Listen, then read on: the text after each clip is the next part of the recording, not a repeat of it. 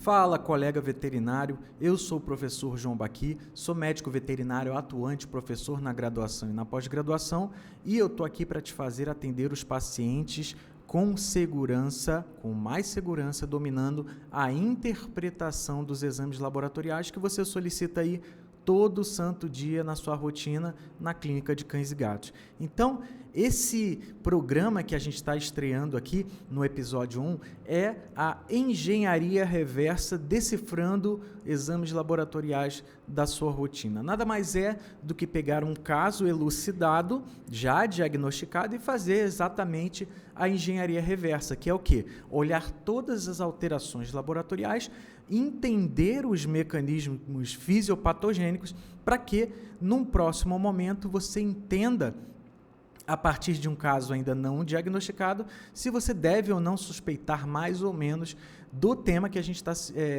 mencionando aqui em cada episódio. Nesse caso, hiperadrenocorticismo ou hipercortisolismo ou síndrome de Cushing, certo? Então, a gente vai ver um caso aqui interessante para a gente esmiuçar os resultados laboratoriais dos exames de triagem para que você possa, então, num próximo momento, conseguir identificar com mais facilidade a possibilidade ou a suspeita dessa síndrome no teu paciente. Então, aprenda a suspeitar com exames laboratoriais de rotina. De novo, a engenharia reversa, ela nada mais é do que você pegar um caso já elucidado e avaliar o que de exame laboratorial alterou para a gente, então, poder utilizar essas informações para o seu próximo caso. Então, seja muito bem-vindo, espero que você se sinta bem nesse momento, que você consiga realmente triar melhor os seus pacientes com síndrome de Cushing, e eu não estou falando só de aspectos físicos, exame físico. A gente sabe que os 3 pilares do atendimento são anamnese, exame físico e exames complementares. Eu estou aqui unicamente para te mostrar o que os exames laboratoriais podem te mostrar na suspeita de hiperadreno, hipercortisolismo ou síndrome de Cushing, beleza? Então, se você ainda não segue, vá lá no Instagram, porque eu quero te ver lá. A gente tem sempre conteúdo atualizado de valor diariamente para que você possa realmente dominar a interpretação dos exames laboratoriais de rotina na clínica de cães e gatos. Dito isso, você então está pronto para a gente então desbravar o mundo do hiperadrenocorticismo. Tem gente que prefere chamar de hipercortisolismo ou síndrome de Cushing. O caso que eu peguei aqui é exatamente uma Shih Tzu, fêmea, 13 anos, castrada, e a gente vai dar uma olhada nas alterações de hemograma, bioquímicos e urinálise e a confirmação que foi realizada através dos testes hormonais. Então vamos lá, pessoal, que eu quero te mostrar exatamente aqueles exames que você normalmente vai realizar nos pacientes como um exame de triagem. E eu quero te mostrar algumas alterações que são clássicas do aumento de cortisol sanguíneo. Então, a gente quer aqui elucidar realmente quais são as principais alterações que você pode estar vendo no hemograma e deixando de aproveitar na suspeita de síndrome de Cushing, justamente porque às vezes os sinais clínicos não serão óbvios e você vai precisar de exame de triagem para então aproximar ou afastar esse diagnóstico do teu paciente. Então vamos lá, olha só no hemograma o que apareceu, Eu vou junto com vocês aqui. Olha só, colega veterinário, nós temos aqui então uma leucocitose, lembrando que a gente vai sempre avaliar os valores absolutos, tá? Não relativos. Então, leucócitos totais 18.300. A gente vê que o animal tem uma leucocitose. A gente está vendo aqui também uma neutrofilia, tá certo? A gente está avaliando aqui numericamente, certo? Então, leucocitose por neutrofilia, uma linfopenia, uma eosinopenia e plaquetas. Vamos ver o que alterou aqui. Tem uma leve trombocitose, certo? E a proteína plasmática total deu 8,6, um pouquinho acima da referência superior. Então, vamos tentar entender por que esse animal está com leucocitose. Será que ele está com uma infecção concomitante? Será que ele está com algum distúrbio inflamatório que está gerando essa leucocitose? Bem, pessoal, não é bem assim, tá? Eu vou mostrar para você que exatamente a presença do cortisol é que está aumentado, é que está realmente provocando essas alterações no paciente. Então, o que vai acontecer aqui com o aumento do cortisol? Bom, a gente vai ter o que a gente chama classicamente de leucograma de estresse, tá? Que é uma leucocitose com neutrofilia, linfopenia, eosinopenia. Por quê? O que acontece? Olha só, quando você tem o cortisol elevado, por mais ou menos aí 3 a 4 dias, você já tem a influência maior do cortisol na cinética dos neutrófilos. O neutrófilo, ele, para que você saiba, lá no vaso sanguíneo tem 2 compartimentos de neutrófilo. O compartimento circulante, que é aquele que a gente vai coletar no exame, e o compartimento marginal, ou seja, os neutrófilos que estão aderidos à parede, né, do endotélio. E aí o que acontece? O cortisol, ele tem 2 problemas.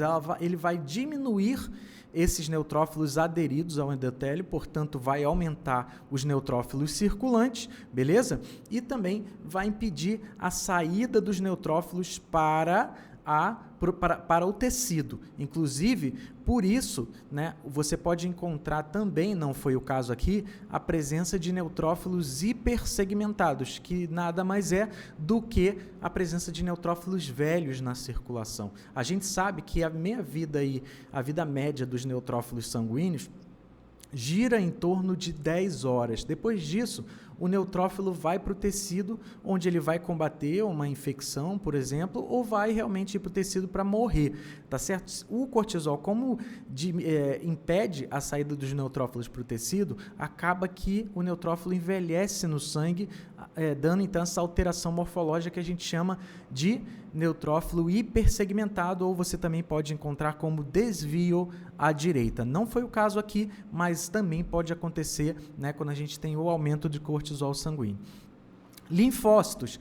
Há uma redistribuição de linfócitos, onde a gente vai ver linfócitos circulantes saindo, né, voltando para linfonodos, impedindo a saída de linfócitos do tecido para o sangue. Então, todo o mecanismo aí acaba provocando uma linfopenia. E essa linfopenia nada tem a ver com doença viral, beleza? Então, tem a ver com mudança na cinética desses leucócitos. No caso do linfócito, você tende a ter uma linfopenia mesmo, certo?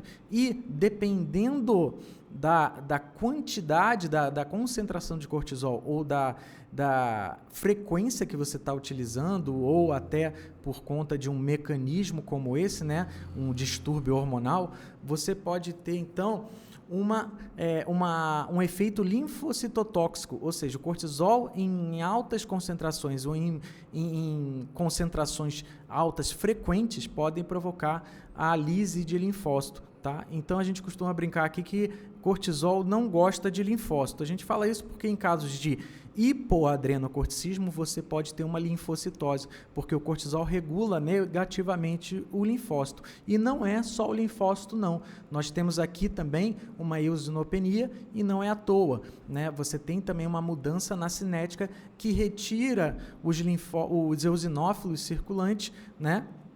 E acaba provocando uma eosinopenia. Isso tudo que a gente está falando é o leucograma de estresse, tá bom? O leucograma de estresse, a gente está falando do estresse crônico, cortisol. Nada tem a ver com epinefrina nesse caso, tá bom? Então, a gente está falando de cortisol aumentado, né? E o leucograma de estresse é justamente essas alterações no leucograma provocadas pelo cortisol, certo? Aqui que a gente pode ver também é uma trombocitose. Por que a gente tem uma trombocitose? Pelo mesmo problema, né? O cortisol, ele tem 2 mecanismos para aumentar a plaqueta. Primeiro, por aumentar a vida média das plaquetas, certo? Então, o cortisol vai tender a fazer com que as plaquetas durem mais tempo na circulação e existe um pequeno efeito medular em relação à proliferação e liberação de novas plaquetas, tá bom? Então, essa é a explicação para a trombocitose. Proteína plasmática total, nesse caso, olha, não foi evidenciada desidratação nesse animal. Então, a gente vai ter que ver o resultado exatamente da albumina, que eu vou explicar posteriormente, pode ter um aumento por conta do cortisol. Vamos ver, então, os bioquímicos. Olha só, fosfatase alcalina 240, né, aumentada, alanina aminotransferase, ALT ou TGP, tá? Dá no mesmo, 171, né, ou seja, acima também do valor de referência, colesterol levemente aumentado, triglicerídeo moderadamente aumentado e albumina no limiar ali superior da referência. Vamos tentar entender, né, o que está provocando essas alterações nesse caso clínico. Olha só, primeiro, fosfatase alcalina. Sabe-se, pessoal, que da fosfatase alcalina nós temos isoformas, né? E essas isoformas, elas, assim, resumidamente, podem ser divididas em 3, já que as outras são basicamente insignificantes. A fosfatase alcalina induzida por colestase, a fosfatase, ou melhor, a isoforma hepática, aquela que é induzida, o aumento da fosfatase alcalina induzida pelo cortisol, certo? E essa para cão é bem importante. E também no caso da isoenzima, ou isoforma, melhor dizendo, óssea, beleza? E aí você tem as frações, mas o fato é que na solicitação da fosfatase alcalina para o animal com hiperadreno, você vai ter num primeiro momento, e é contraintuitivo, né, o aumento da isoforma hepática. Tá certo? Depois de 7 a 10 dias, você começa a ter a elevação de fosfatase alcalina causada pela isoforma induzida pelo corticoide. Tá? Então, nós temos aumento de 2 isoformas aí nesse caso, tá bom? Então, a isoforma hepática, inicialmente, e a óssea em torno de 7 a 10 dias, né, a influência do cortisol. ALT elevado, você está vendo que tem um aumento aqui moderado, não chega a ser nem 2 vezes o intervalo superior, o limite superior de referência, né? E a gente sabe que o corticoide, ele tem por consequência o aumento da ALT, tá? Pelo metabolismo hepático e etc, tá bom? E a gente tem que prestar atenção que, geralmente, pela literatura mais atual, pessoal, nós podemos ter normalmente, apenas por interferência do cortisol, até 5 vezes, no máximo 10 vezes o limite superior de referência. Nesse caso aqui, não está nem 2, né? Então faz sentido uma ALT causada pelo próprio corticoide. Isso, pessoal, deve ser encarado como um aumento esperado, porém, se você pega uma ALT acima de 10 vezes o limite superior de referência, nesse caso aqui pela referência, se você pegar uma ALT acima de 920, você já tem que pensar que às vezes o corticoide já está provocando uma hepatotoxicidade importante nesse paciente. E aí já não é mais um efeito esperado do corticoide, e sim já do comprometimento dos hepatócitos, beleza? Lesão hepática, beleza? Outra questão, colesterol e triglicéridos. Por que aumentam no hiperadreno, no hipercortisolismo, na síndrome de Cushing, né? Você tem vários mecanismos envolvidos, tá bom? Primeiro, a lipólise, induzida pelo próprio cortisol, a diminuição do catabolismo de lipídios, também induzida pelo cortisol, o aumento da produção hepática de lipoproteínas diante do cortisol e a redução da depuração de colesterol pelo mesmo motivo. Então, não tem muito o que explicar aqui, é um resultado esperado, certo? Você tem aí colesterol, principalmente triglicérides aumentado, então é esperado esse tipo de alteração no paciente com Cushing, beleza? E essa albumina aqui, pessoal, ela está no limite superior de referência. O que pode tentar ser explicado aqui, já que o animal não apresenta desidratação? Tem literatura que diz que existe um pequeno aumento da produção de albumina diante do animal que está fazendo a administração de corticoide ou que tem um distúrbio hormonal aumentando o cortisol sanguíneo. Então, a literatura deixa claro que isso pode acontecer, mas nem sempre isso acontece, tá bom? Nesse caso, a albumina não estava realmente elevada, mas seria importante, né, fazer a proteína total, proteína sérica e frações para a gente ver se realmente existe uma alteração na relação albumina-globulina. Mas, enfim, foi o exame que foi solicitado e isso é muito comum, você precisar de mais alguns exames e o proprietário às vezes não autorizar ou o médico veterinário realmente não sentir que é importante, certo?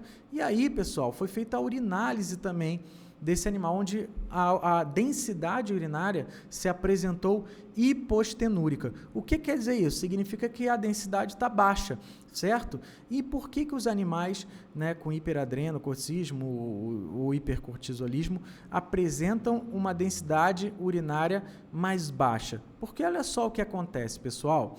Você vai ter uma hipostenúria porque o cortisol ele provoca duas alterações. Primeiro, a inibição de ADH lá na hipófise posterior, tá bom? E também a resistência do ADH aos túbulos renais, principalmente lá no ducto coletor. Então, o ADH é o hormônio antidiurético. Se ele não se liga ao ducto coletor, você não tem a abertura dos canais de aquaporina para reabsorção de água. Então, o que acontece? Sem ADH, você não tem reabsorção de água, a urina sai diluída. E aí, por o animal perder a capacidade de concentrar a urina, ele tem, então, os sinais clínicos, né? Poliúria e polidipsia. Poliúria porque ele não está conseguindo concentrar a urina, está urinando demais, né? E essa perda de água, né, por uma disfunção da concentração urinária, está provocando, consequentemente, uma polidipsia, beleza? Então, para você entender que o animal com hiperadreno, né, ou hipercortisolismo, ele não necessariamente vai ter todas essas alterações. Eu pego os casos mais didáticos para que, eventualmente, você pegue um caso com uma urina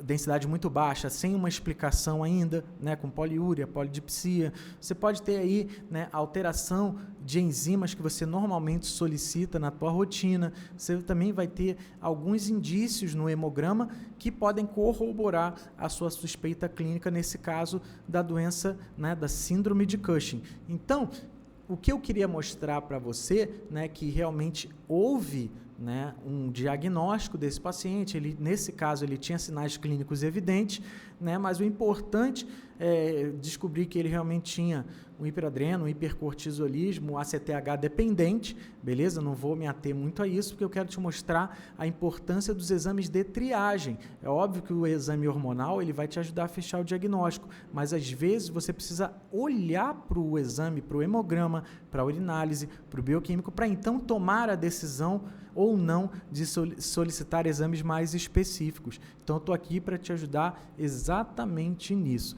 Então, de novo, esse programa, né, essa playlist do YouTube é a engenharia reversa decifrando exames laboratoriais da sua rotina. Então, a gente pega um distúrbio de base, né, e pega um caso clínico com alterações conhecidas e diagnóstico conhecido, a gente vai esmiuçar as alterações desse paciente. Para quê? Para que você tenha maior assertividade no diagnóstico do seu próximo caso. Então, a engenharia reversa é pegar um exame, né, pegar um animal diagnosticado e olhar para os exames. Para quê? Para que quando você tiver um padrão de comportamento de hemograma, bioquímicos, urinálise, poder suspeitar com mais fidedignidade, dominando aí a interpretação dos exames laboratoriais de rotina. Então, se tu curtiu, dá uma curtida, deixa o teu like. Se você quiser, já pode seguir esse canal, ativa o lembrete, porque todo vídeo a gente vai, então,